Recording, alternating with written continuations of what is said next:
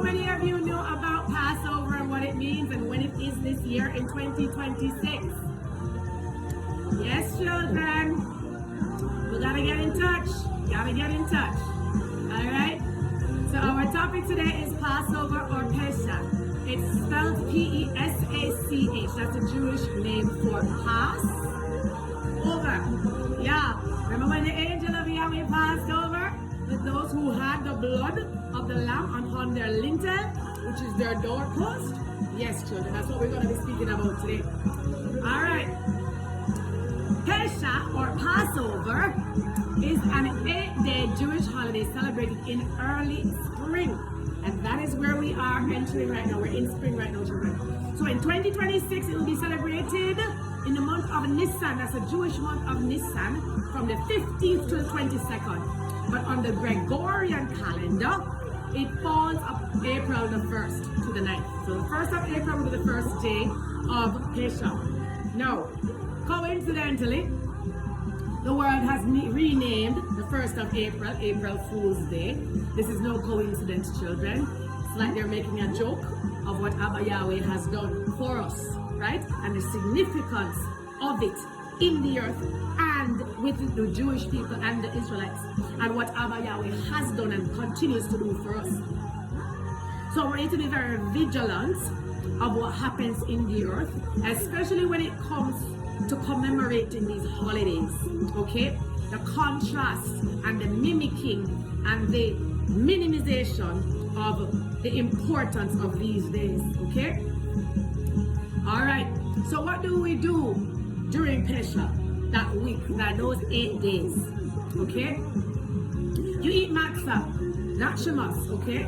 So shematz is bread that has yeast in it that's risen, rising agents. So during Passover, we do not eat anything that has rising agents. So no baking soda, no baking powder, no yeast. Because all of these agents are accelerants that cause the flour to rise up. Now the reason why we don't do this is because when Abba Yahweh had given Pharaoh the command to continue to set us free and he didn't, okay? He released the 10 plagues upon them, upon Egypt. And on the 10th day, when Pharaoh's son died, what happened was, he got so frustrated and infuriated at this point in time, and he's like, okay, just let them go, I can't bother with them anymore. Let them go praise their God, okay? And in the rush, we were told not to add any yeast, no leavening agents to our bread. It was supposed to be flat, and we were just supposed to go take it and go. We were on the run, okay? So in order to commemorate year after year since then, in celebration of the freedom that Abba Yahweh gave us from bondage, from Egypt, from the Egyptian forces, we do this in remembrance of the miracles that Abba Yahweh did for us back in Egypt, okay? So apart from eating matzah, okay, we also eat bitter herbs, and the bitter herbs commemorate slavery and that the Israelites endured. They remember the slavery and how bitter it was, how harsh it was, how hard it was on their bones. So they eat that in remembrance of this is what we went through, and we're not going back there, right? They also drink 4 cups or some wine or some juice. Well, we don't drink wine, we drink grape juice, okay, because we don't drink alcohol. So they do this royal drink, they call this royal drink, okay, of their new freedoms, in representation of their new freedoms. That's what the grape juice or the wine represents, okay? And they also recite the Haggadah, which is basically a book. It's a detailed story of what happened in the Exodus when they were in Egypt, okay? So they reread everything that happened to remind them, oh, that's what our forefathers went through when they were in Egypt, when God delivered them. Okay, so we're not supposed to forget this, okay? So Passover is celebrated in 2 parts, children. The first part and the first 2 days and the last 2 days. The last 2 days is when Abba Yahweh split the Red Sea. Okay, when he parted the Red Sea and the walls of the water of the sea congealed and became walls, where the Israelites were able to pass through and walk through, and then the enemies came through, and then Abba Yahweh drowned them in the waters. So, candles are lit, and they have lots of sumptuous meals.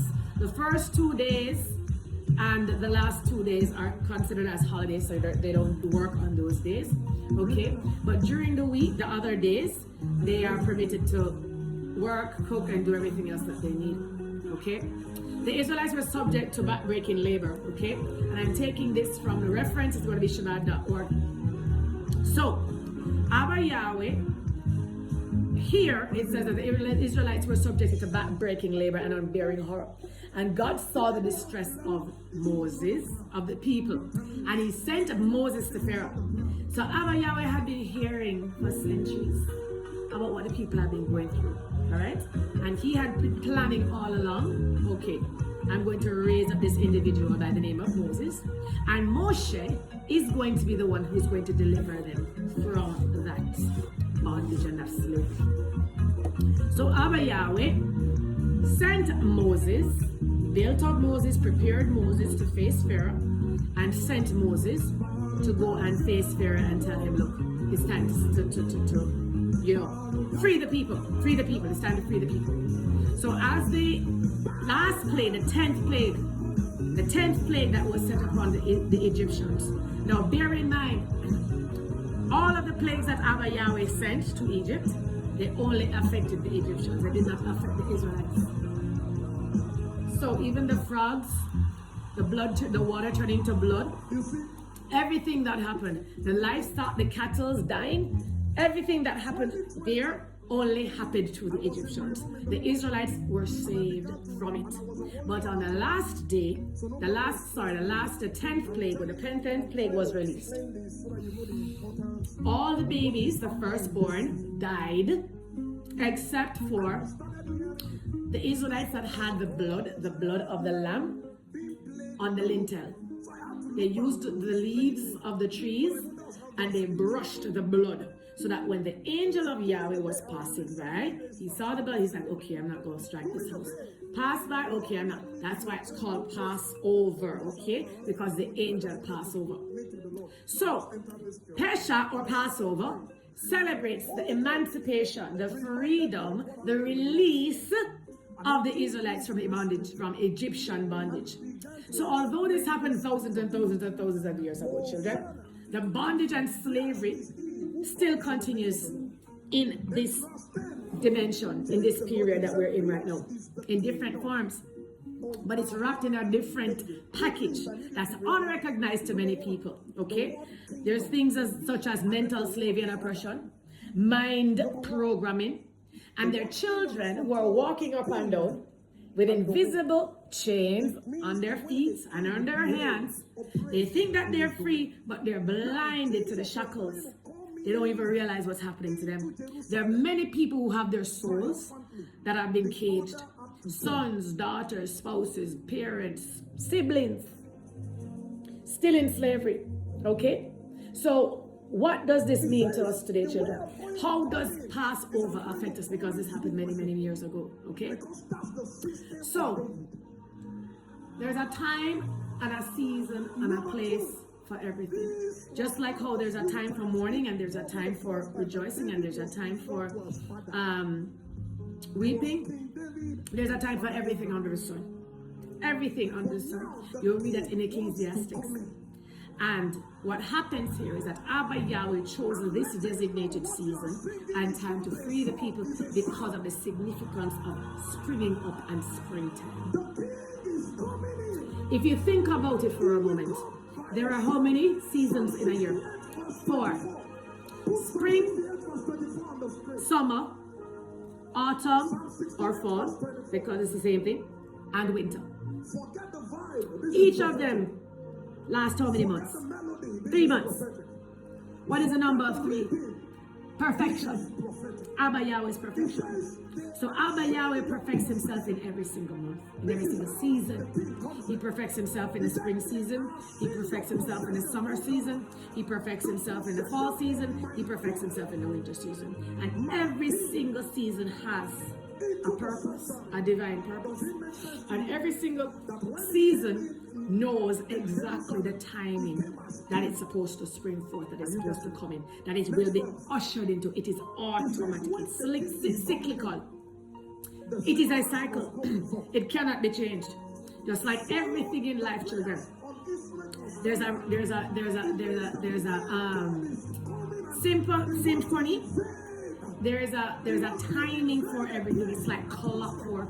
Even the way that our bodies are structured, the way that the planets orbit the stratosphere, everything in life has a purpose, has a season. Okay?